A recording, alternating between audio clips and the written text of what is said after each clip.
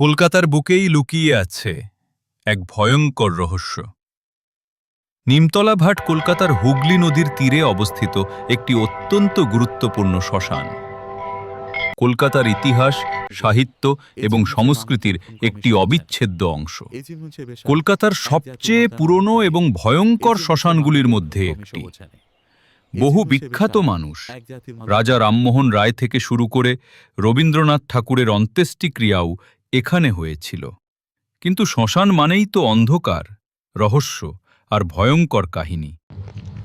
2 শতাব্দীর পুরনো এই জায়গায় অগণিত দেহের শেষকৃত্য হয়েছে, কিন্তু শোনা যায় অনেক আত্মা এখানেই থেকে গেছে। পূর্ণিমার রাতে নাকি শ্মশানের ধোঁয়ার ভিতর ছায়া ঘুরে বেড়ায়। হঠাৎ শোনা যায় কান্নার শব্দ, মন্ত্রোচ্চারণ কিংবা শিকল টানার আওয়াজ। কিছু মানুষ বলেন শ্মশান কালিমার ডাকে আত্মারা জীবিতের সামনে ফিরে আসে। মৃত আত্মারা মাঝে মধ্যেই শ্মশানের ধোঁয়া আর আগুনের ভেতর ভেসে ওঠে।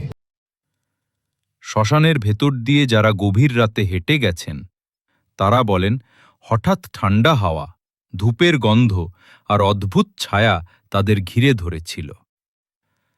এখন আমি তোমাকে গল্পের আকারে নিমতলা ঘাটের হরর কাহিনী শোনাই। কলকাতার ঘড়িতে তখন রাত প্রায় 12:30।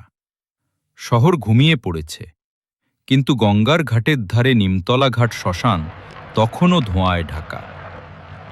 অভিরূপ, ফটোগ্রাফার ছেলেটি, বন্ধু বান্ধবদের চ্যালেঞ্জ নিয়ে একা একা ক্যামেরা নিয়ে শ্মশানের ভেতর ঢুকে পড়ল। অন্ধকারের মধ্যে কেবল আগুনের লালচে আভা আর শুকনো পাতা চাপা দেওয়ার আওয়াজ। হঠাৎ তার কানে এলো কান্নার শব্দ। সে ভেবেছিল হয়তো বাতাসের খেলা। কিন্তু তারপরেই দূরে দেখা গেল একটা সাদা কাপড়ে মোড়া অবয়ব ধীরে ধীরে গঙ্গার দিকে এগিয়ে যাচ্ছে। অভিরূপ ক্যামেরা তুলল, কিন্তু শাটার চাপতেই আওয়াজ হলো না, ক্যামেরা বন্ধ হয়ে গেছে।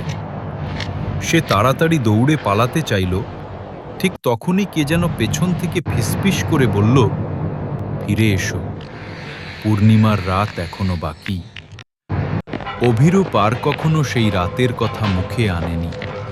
তবে আজও লোকেরা বলে পূর্ণিমার রাতে নিমতলা ঘাটে গেলে মৃতেরা গঙ্গার ধোঁয়ার ভিতর দিয়ে হেঁটে বেড়ায় আর তাদের ডাকে শোনা যায়।